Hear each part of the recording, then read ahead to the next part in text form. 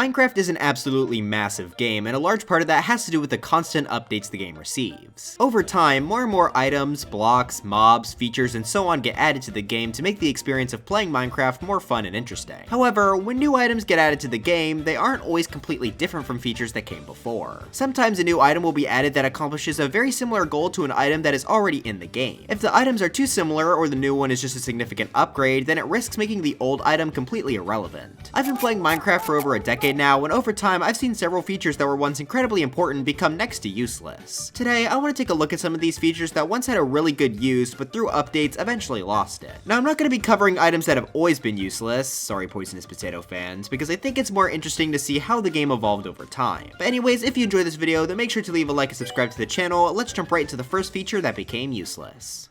First, I want to start with the item that actually inspired me to make this video. Now, before I say what this item was, I need to give a bit of context first. When you place down a chest in Minecraft, you can place another chest next to it to make a double chest. Very shocking information, I know, but what you may not know is that you originally could not place another chest next to a double chest, at least in survival. Yeah, you could do it with the command in creative mode, but one, that's cheating, don't be that guy, and two, it wouldn't place the chest normally. It would actually become a triple chest, completely breaking the interface. While the glitch was pretty funny, it was kind of annoying not being able to place chests next to each other. Well, in the 1.5 update, we actually got a bit of a solution to the problem in the form of the trap chest. This acts exactly the same as a normal chest, but it will give off a redstone signal when open. Perfect for absolutely trolling your friends.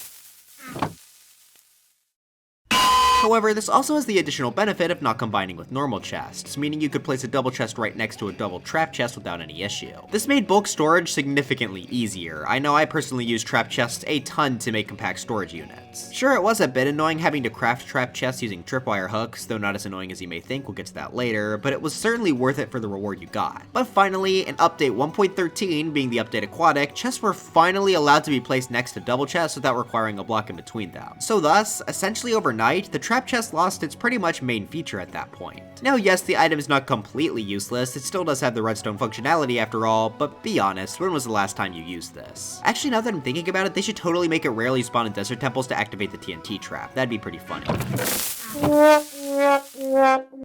In a single player setting though, the trap chest isn't really helpful for anything anymore. Can't say this was a bad change though, I mean it really should have been this way from the start. So while yes, this is heartbreaking for trap chest fans everywhere, I am happy I never have to make one again. Alright, here's one that I suspect may be a bit controversial on it if it's become useless or not. The anvil in Minecraft— no, I'm not gonna argue the anvil is useless, calm down. The anvil in Minecraft has 4 main uses. 1 to let you enchant items with enchantment books or combining them with other enchanted items. 2 to let you repair items using materials or other tools. 3 to let you rename items. And 4— now of these uses, 3 are still pretty important, but number 2, the ability to repair items, is really pointless now. Sure, it sounds good, I mean you get to repair damaged tools for only a material and a few XP. It can take a lot of effort to get the enchantments on your gear, so keeping them alive for longer sounds like only a good thing. Well, 1.9 added mending, so yeah, don't use an anvil. For those of you that don't know, mending lets you repair anything that has the enchantment automatically by simply holding it or wearing it once you collect XP. This completely bypasses the need to get an extra material, and you also don't have to worry about the anvil's stupid too expensive gimmick since it gets more and more expensive to repair gear each time you do it. Now some of you may argue that getting mending can be difficult. Have you ever tried? It's, in my opinion, way easier to get than constantly needing to gather more materials to repair gear. So while the anvil as a whole still obviously has its very important uses, this isn't one of them. Speaking of mending, it used to be a lot harder to actually obtain. It's what is known as a treasure enchantment, meaning it can't be gotten from the enchantment table. Instead, you'll have to find it in structures, from villagers, or from fishing, which is what I want to take a look at now. Fishing has been in the game for years. Of course you could get fish from it for food, but the main exciting thing you could get were enchanted items, including other fishing rods, bows, and books. There were a bunch of other pretty helpful items too, like tripwire hooks which could be used to craft trap chests, but books were the main one. With the addition of mending in 1.9, it led to the popularity of Minecraft AFK fishing farms. Basically, you could make a small setup by using a bit of redstone, holding down your mouse, and leaving your computer on overnight, and when you came back, you would have a ton of items. This used to be one of the main ways to get mending. I personally spent several days at farms like this back when they were popular to get all the enchantments I'd ever need. However, Mojang clearly did not like this farm, as almost every update completely broke it, requiring people to constantly develop new versions. As of now, AFK fishing farms require a massive setup as the requirements to get treasure loot from fishing was adjusted, now needing the bobber to have an open 5x4x5 water area. If this was the only thing holding back AFK fishing farms though, then they'd still probably be very useful. But then 1.14 happened. See, this was the Village and Pillage update, which introduced the new villager mechanics to the game. That meant it was now extremely easy to get villagers to trade you any book you wanted. Yes, including mending. All you would have to do is constantly place and destroy a lectern 10 quadrillion times until they give it to you. On top of that, fishing for food isn't really that necessary either, since fish are actual mobs now, so you could just kill them and get food much faster. Fishing definitely took a massive hit, and while I do still like fishing with my friends on servers to relax sometimes, it's in all honesty not very practical. Alright, I'm bored of these somewhat useless ones. Let's talk about one that literally has no use anymore, the Ocelots. You can find these guys in jungles, and you used to be able to tame them in order to get a cat. Not only are they a cute pet, nothing on dogs, but you know, but they also had the additional feature of scaring away creepers, which made them essential elements in creeper farms. But the Village and Pillage update strikes again because they added the cat mob. They act exactly like Ocelots did before, but were now much more common because they could just spawn in villages. The real kicker though is that they made Ocelots completely untamable in this update too. Now this is a mob with no drops and no special features. It's honestly just a glorified bat, only really being different because the Ocelot is required for the 2x2 advancement, where you need to breed every mob in the game. So yeah, all other things I've said and probably will say in this video could be argued to have a use, I guess. But the Ocelot, no, they just straight up killed this thing. Oh yeah, I was scrolling the wiki and for some reason they just randomly removed one of the Ocelot's legs at one point before giving it back. I don't know, I just thought that was kind of funny. Next I want to talk about a structure that has honestly always disappointed me a bit, but somehow got way worse as time went on. That being the Woodland Mansion. These are extremely rare, massive structures that can be found in the Dark Oak Forest. They have a variety of different interesting rooms. Okay, well, interesting is kind of a stretch, they aren't really that helpful. Most chests literally give the same loot dungeon chests do. Sure, there are a few rare rooms that give you diamond blocks, but yeah, it's mostly just kind of a letdown. But that's only if you're looking at it from a chest and block loot perspective, as the main reason you'd want to come to the mansion is for the Illagers. This was the only place Vindicators and Evokers could spawn, both of which drop some pretty solid items. The Vindicator gave the player emeralds, but more importantly, the Evokers gave the player the Totem of Undying. This is one of the most helpful items in the game as it can completely save players from death. I know when I play, I am constantly holding one. An item that powerful being exclusive to a structure like this made coming here more than worthwhile, even if it was still kind of boring to explore. Keep in mind though that this structure was very rare, often spawning over 10,000 blocks away from the world spawn. Luckily you could get maps from cartographers to lead you there, because otherwise it would be an absolute pain to hunt for. Heck, even with the map it could still be very tedious. But luckily for us, for the third time in a row, the Village and Pillage update changed how we needed to go about collecting this. During raids, Evokers were one of the mobs that would participate in them, giving the player much easier access to the totem. In fact, it could now even be farmed, which meant that there was literally zero reason to go out of your way to find a Woodland Mansion. Now, if you start a world and spawn near one, yeah, they can still help, but that's almost never going to happen. Luckily for you Woodland Mansion fans though, 1.20 is actually saving the structure a bit. If you've been living under a rock, 1.20 is adding in armor trims to the game, and several structures get their own exclusive variant. The Woodland Mansion is going to be one of them, being the only place where the Vex pattern spawns. This is one of my favorite trim designs as well, so I guess once that update rolls out, the structure will get a slight use back. But this video is being filmed during 1.19, so I still get to include it. With structures like the Woodland Mansion often requiring thousands of blocks to be traveled in order to find one, travel has grown increasingly more important over the years. I'm just gonna cut to the chase with this one. The Elytra is the best method. It lets you fly at incredibly high speeds anywhere you want to with only the cost of durability and fireworks, which are no problem when you have mending and a creeper farm. With such a powerful and fun method of transportation, it basically killed all other transportation features by simply existing.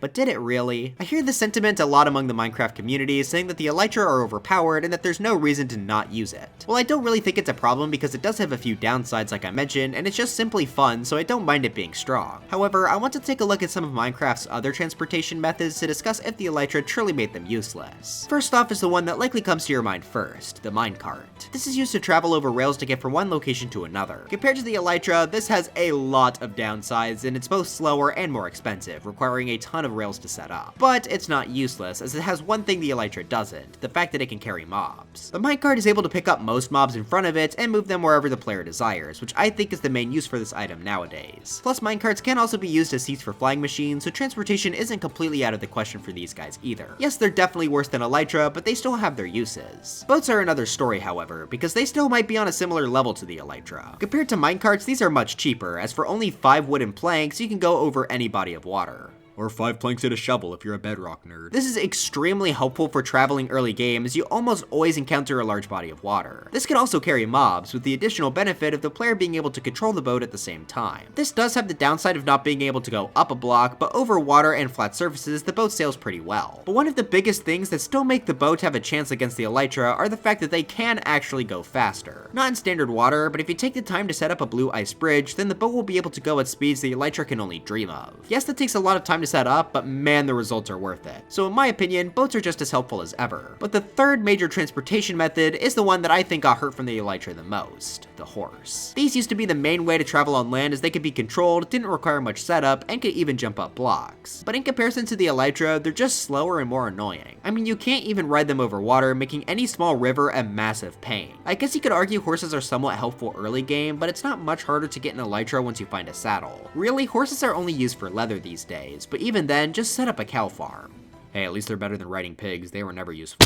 Okay, here's a bit of an obscure one you guys may not remember, but it's actually from a fairly recent update. The Wandering Trader is widely regarded as being mostly worthless. I think he's a little bit better than people give him credit for, but that's only because I played a lot of Skyblock where he's basically essential. It mostly comes down to his trades being pretty mid at best. There's almost never a time where trading with him would be cheaper than just finding the item yourself. But there were 2 items in the past that you could only get through the Wandering Trader, which significantly boosted its helpfulness. During this time in the game, I remember always scrambling to see their trades whenever one appeared in hopes that they would have the item in stock. What's that item, you may be asking? Well, in 1.17, the Wandering Trader was the only way to obtain the small drip leaf item, and by extension, the drip leaf as well. If you weren't around at the time, like less than 2 years ago, the Caves and Cliffs update was split into 2, as the generation was giving the Mojang team a bit of trouble. So that meant the items got added, but the places to get them did not, so instead of just finding these in lush caves like you would today, you had to get them from Wandering Traders. What made this extra annoying was the fact that unlike normal drip leaves, small drip leaves can't be farmed. So every time you wanted more, you'd have to wait on the Wandering Trader to eventually give you the trade. And even then, you could only get 10 at a time. Yeah, this was a very painful period. It was obviously never meant to be permanent, but I thought it'd be fun to relive the absolute agony this caused me and my friends for a good few months. Now I want to take a look at 2 crafting recipes that still exist in the game, but basically have no reason to ever use. First off, we have the one for stairs. Now if anyone has ever built with these, which I'm sure is most of you, you know that this crafting recipe is complete garbage. You use 6 blocks but only get 4 stairs in return? Yeah, that's a complete ripoff. Luckily though, in the Village and Pillage update, the stone cutter was added, which allowed you to more easily craft the thousands of variants of the stone blocks. I absolutely love this item. I mean, I genuinely have no clue how any of the deep slate recipes are in a crafting table. That's how much I use this. Along with just being a more simple way to craft stone related blocks, it also provided a way to get more stairs out of the same number of materials. Now you can get 1 stair per block, which is way better than 1 stair per 1.5 blocks. The old crafting recipe for stairs does still exist though, which means that it's basically completely useless as it's just a waste of materials. Sadly, woodblocks still use the old one, so I suggest Mojang adding in a woodcutter, or just fix the stair crafting recipe already. The other crafting recipe I want to take a look at here also has to do with a new workstation introduced in the Village and Pillage update. Maps are some of my favorite items to play around with in Minecraft because it's fun to display how your world is laid out. Normally I prefer using the 1:1 map size where each block represents a pixel. However, the item does give you the ability to zoom it out if you want to. Originally this was done by surrounding a map with 8 pieces of paper, but now you can just use the cartography table and only use 1 piece of paper to do the same. The old recipe is still in the game though, so that definitely qualifies as something useless. The final item I want to take a look at is one that many people often forget about, the furthest minecart. Now I know what some of you may be thinking, this had a use? Yeah, believe it or not, it actually kinda did, a long time ago. Right now I'm sure most people don't even know what it does. I personally used to think it was literally just a furnace in a minecart, which yeah, I guess that would make sense, but it works very differently. Basically, when you put it on a track and click it with coal, it moves. Wow. Okay, what I haven't mentioned yet is that it has the ability to push other minecarts along a track so long as it's powered. For a time, this can be used to give some power to your rails and let minecarts basically move on their own, only requiring some coal every now and then. You could even make trains with this, as you could connect several minecarts together and have the furnace pull them all forward. But yeah, powered rails were added, so absolutely no one even thinks about this item anymore. I guess you could argue that it could be cheaper to use a furnace minecart, but come on, minecarts are already not looking good use-wise. If you want to use them, do it right.